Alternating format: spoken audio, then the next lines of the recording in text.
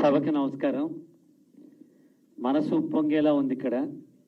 రసమయ్య బాలకృష్ణ గారు రసరమ్యంగా కళాకారుల జీవితాలు దిద్దిన వారు. ఎన్నో రోజుల నుంచి ఆయన కలవాలనుకుంటున్నా, ఇవాళే కలిశారు. ఇది నాకు చాలా ఆనందంగా ఉంది. అలాగే ప్రసన్న గారు, రామకృష్ణ గారు, ఇండస్ట్రీలో అందరికీ తెలిసిన పెద్దలు, వేదిక మీద ఉన్న అందరూ. ముఖ్యంగా నేను ఇక్కడ రావడానికి కారణం, ఈయన నాకు అబద్ధం చెప్పాడు. వాళ్ళ అబ్బాయి మ్యూజిక్ చేస్తున్నా అని చెప్పాడు, కానీ ఆయన ప్రొడ్యూసర్ నాకు చెప్పలేదు. సోమేష్ గారు మా కంపెనీ సెక్రటరీ. ఆయన ఎన్నో రోజుల నుంచి ఆయనతో నాకు అనుబంధం ఉంది. శ్రేయస్ చిన్నపిల్లాడు, ఇంకా చిన్నపిల్లాడిగా ఉన్నప్పటి నుంచి అతను ఫస్ట్ ఆర్గన్ కొని ఓ చిన్న స్టూడియో సెటప్ చేసినప్పుడు కూడా నేను వాళ్ళ ఇంటికి వెళ్ళి నేను ఇనాగ్రేట్ చేశాను.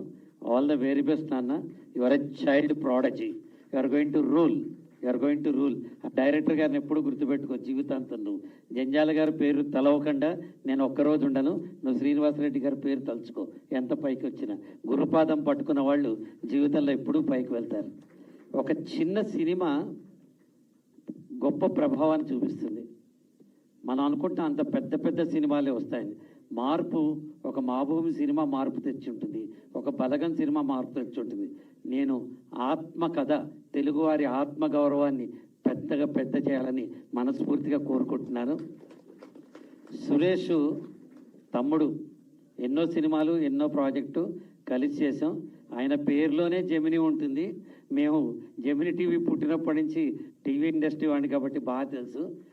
ఈ కళలు ఉన్నాయని తెలియలే. రొమాన్సులు, ఫైట్లు ఇవన్నీ ఉన్నాయని ఫస్ట్ టైం చూశాను. ఎప్పుడు రాముడు మంచి బాలుడు అలాంటి వేషాలే వేసేవాడు. Best wishes. అసలు కథలో పాత్రే హీరో కాబట్టి you are the hero and you remain to be hero. Stage మీద ఉన్న పెద్దలకి, విచ్చేసిన మీ అందరికీ మనస్ఫూర్తిగా చెప్తున్నా, ఒక్కసారి సినిమా థియేటర్కి వెళ్ళి సినిమా చూడండి. ఓటీలో సినిమాలు చూస్తే మజా రాదు. సినిమా థియేటర్కి వెళ్ళి సినిమా చూస్తేనే మజా వస్తుంది. ఎందుకు సినిమా థియేటర్కి వెళ్ళాలి? మన ఇంట్లో ఉన్న ఆడవాళ్ళ కోసం వెళ్ళాలి. ఒక 1000 రూపాయలు చీర కొనుక్కుంటే మా ఆవిడ ఎక్కడ కట్టుకుంటుంది? ఆవిడ చక్కగా చీర కట్టుకుని సినిమాకి వెళ్ళి భర్త చేయి దగ్గరగా పట్టుకుంటే ఆ కిక్కే వేరప్ప. అందరూ ఫ్యామిలీ అంతా సినిమాలు చూడాల్సిందే. ఓటీటీలు ఉన్నాయి, చూద్దాం. ఎప్పుడు కావాలంటే అప్పుడు చూద్దాం.